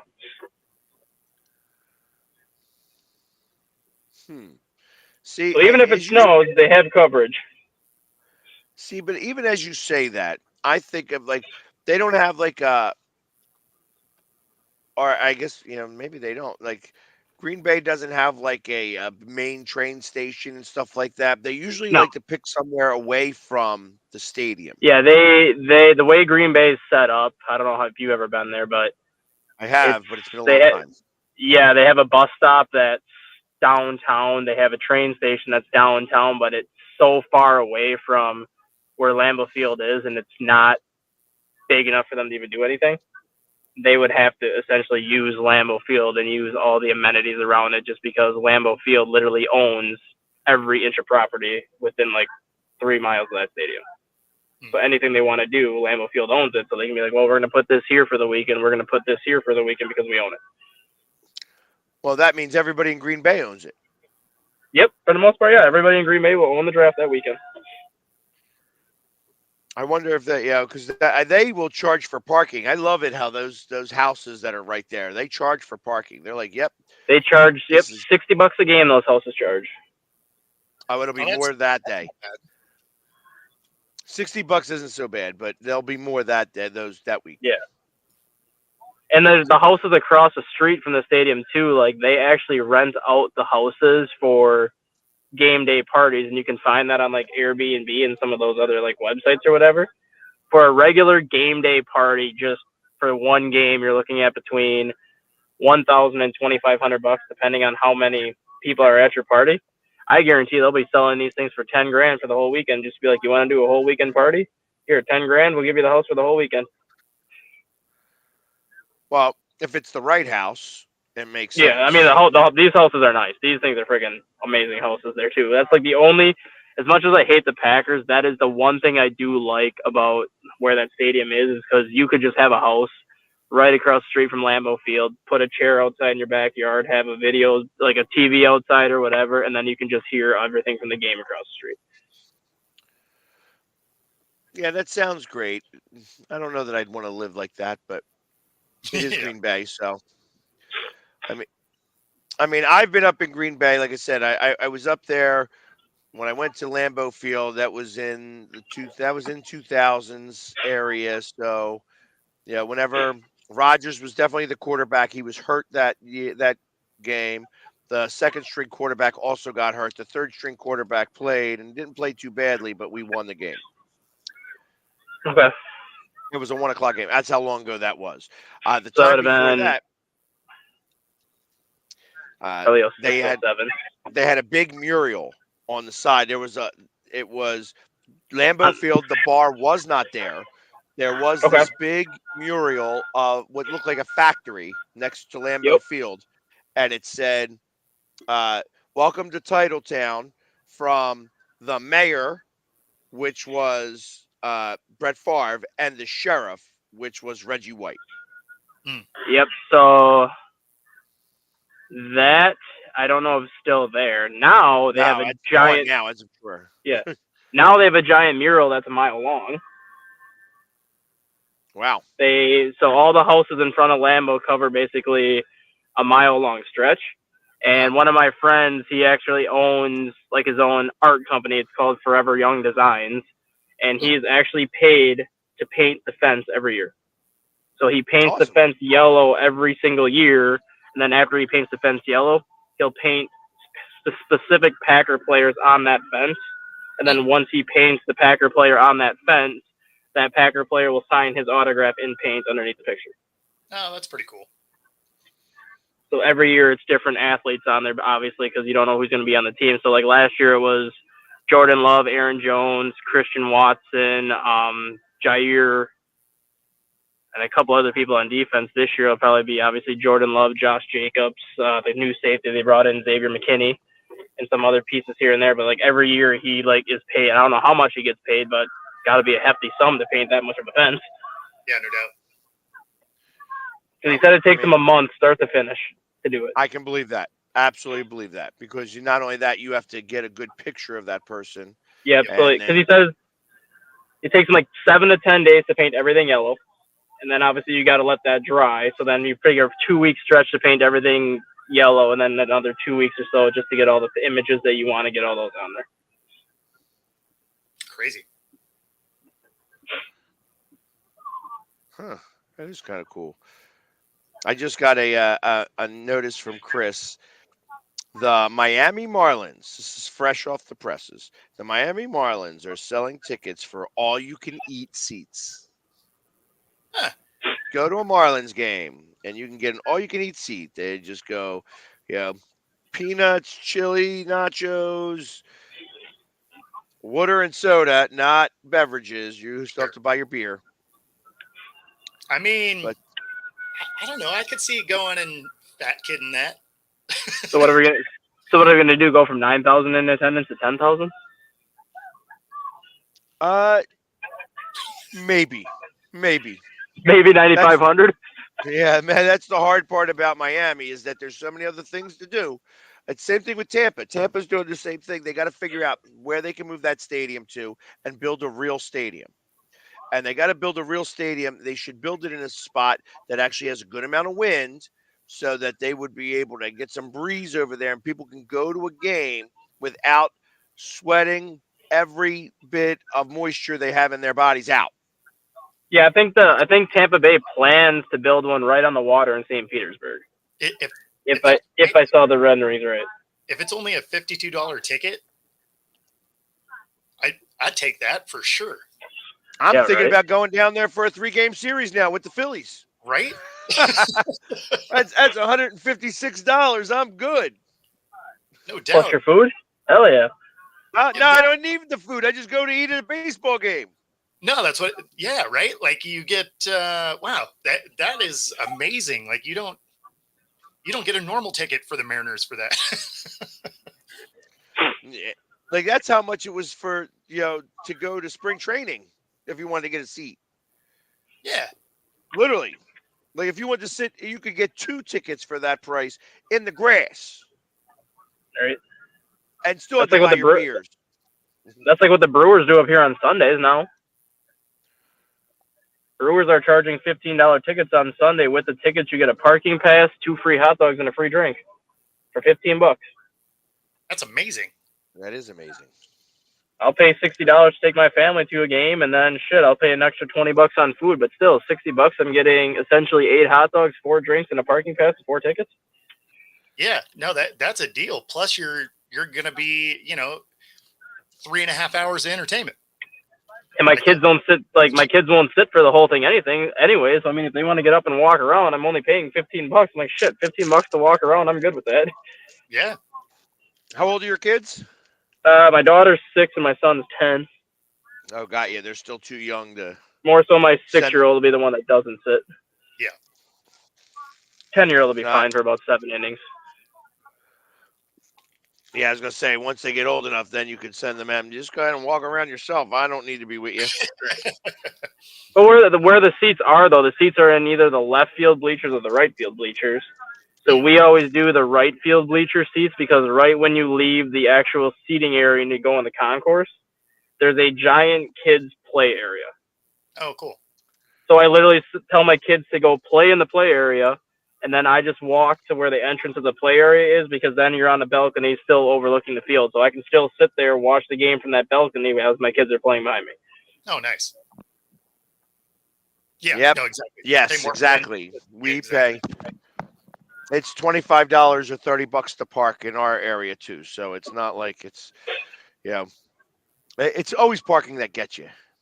Mm-hmm. That's for a the Hawks hard game. part with it. For a Hawks game, you'll spend every bit of $100+ just for parking. Mm-hmm.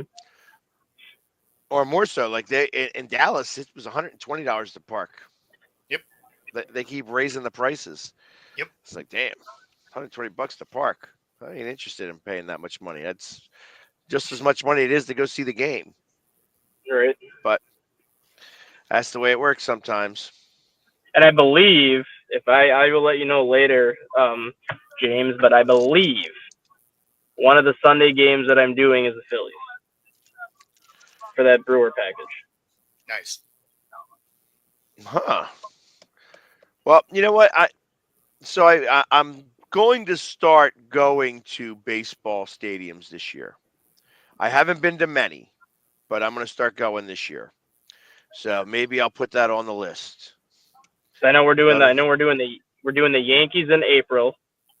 We're doing the Cubs in June, the White Sox in May, and I believe it was the Phillies in August or September. I think of the 4 we're doing. Yeah. So I'm going to be going to watch the Phillies in London. London. And then when I come back, I'm going to go see them up in Boston. That'd be fun, Fenway. I've never seen Fenway before. And then Fenway's July gorgeous. 4th, I'm going to Wrigley. There you go. That'll be cool. Wrigley's amazing now. I mean, obviously I have a soft spot for Wrigley because I'm a Cubs fan. And I'm going to be biased and say obviously it is probably my favorite and probably the nicest stadium.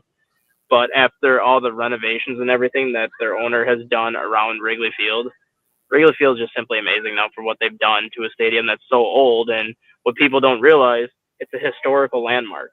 You can't physically tear that stadium down, and you can't even remodel that stadium without the city's permission. It's not something that the team can even sign off on. No, I can believe that. It's like I mean, just with the ivy on the wall and just how the stadium is the only stadium that's not actually built in the city or the suburb. It is literally built in a neighborhood. It literally makes you think that you're at the Sandlot. It literally makes you think that you're in elementary school and you're coming home from school, showing up at the park to play baseball with your friends just because of how that stadium was designed and where it was put. That's pretty cool. It is kind of cool. Well, and I'll get to see it for the first time this year. Yeah, it's fun. It's expensive as shit, obviously, because it's Chicago and everything in Chicago is expensive, but you'll enjoy it, especially if you actually take the time before the game to just kind of see like everything that they've done to that stadium, just to kind of renovate it and all the stuff that they put in there, like the Circus Sportsbook Casino, the hotels, the giant park, and all the stuff that they've done outside. Like if you actually get there if you have a 1:00 game, gates open typically at 10:30. But if you get there at 9:00 and have like that hour and a half just to kind of walk around and see everything that they've done, it's so worth it. And you don't have to pay for parking. Take the train. That is what I will recommend. You pay $10 for the train ticket. It's round trip. It will drop you off on the corner of the main gate. So you literally get out of the train, you walk down the steps, you take a right, you cross the street, the main gate's right there. Oh, that's pretty awesome. Yeah, that does sound pretty awesome. All right, cool. Well, now I know. So, like I said, I know that happens on July 4th, and if everything goes the way I expect it to, I will be there celebrating July 4th with Garage Beer. At least that's my hope. Awesome. In the meantime, we are at the top of the hour, so we did not get to see what a wing looks like from Buffalo Wild what's Wings. with that? Why didn't you turn your camera on, man? Because I am waiting outside in my car because there's a line outside of Buffalo Wild Wings right now because there's so many damn people here right now. Oh, wow. Aha, see, everybody's out there for the March Madness. That's what it is. Like I told my boss he better love me because I'm on vacation next week anyways. But I told him that this is the first time in 4 years that I'm actually working this day and tomorrow. Because usually I take vacation for these 2 days to watch all the games. So I'm like, you better love me because I'm going on vacation next week. And this is the first time in 4 years I'm actually working these 2 days. So you have to write while you're eating the wings? Yeah. Lucky you. Yeah, I type, I don't write, but yeah. Understood. Right. That's what I mean. You're not printing it out. I mean, it's easy to do. Just I write it as I see it, but like normally I'm just not even in the mental capacity to do anything today and tomorrow because there's so much games going on. So I'm like, the only reason why I'll work today and tomorrow is because I'm not here next week. So just love me. Exactly. Yeah, Chris, we did start the show with that, and definitely we'll talk more about it as we find out more. But we definitely spoke a good half hour about that at the beginning of the show. So, and we'll probably talk about it a little bit tomorrow once we find out how much money the guy actually stole, or if he actually stole it, or if it was Ohtani's money who knew everything about already. Ohtani was making the bets. He says, I'm going to get 60 home runs, and then that's why he left, because he knew he was out $1 million after he wasn't going to hit 60 when he got hurt. So what's your opinion on it? I feel like he's. I don't think he's as innocent as I don't think he's as innocent as he's making himself sound. I can say that much. I agree with that wholeheartedly. Exactly. And the language barrier is going to help him cover this up. It will not help him cover it up because he actually speaks fairly good English. No comprende. That's exactly what I don't understand. I need a new interpreter. I loved Shohei up until this offseason, and in a matter of months, he's gone from a player that I love to a player that I completely lost a lot of respect for. Just because of how he handled his free agent situation, just because of how he was able to basically get a free contract from the Dodgers for $700 million and defer the crap out of it for however long he wants to do it. Now you throw this into the equation and you're seeing that his interpreter was like losing $4.5 million. That is literally 20% of what he's supposed to make this year in Los Angeles. Yeah. Right. And now he's acting like, oh, I don't know any of this. Bullshit. You don't know where 20% of your freaking salary is going. Yep. And on that note, we got to wrap it up so we don't overlap the next show, but we will definitely have to kick tomorrow's show off with this. Again. So definitely, and StatGuy will be back watching more. Maybe he'll get the Buffalo Wild Wings a little earlier, so we'll get to see some wings. In the meantime, guys, everybody, thank you very much for hanging with us today, and we will see you guys tomorrow. Take care.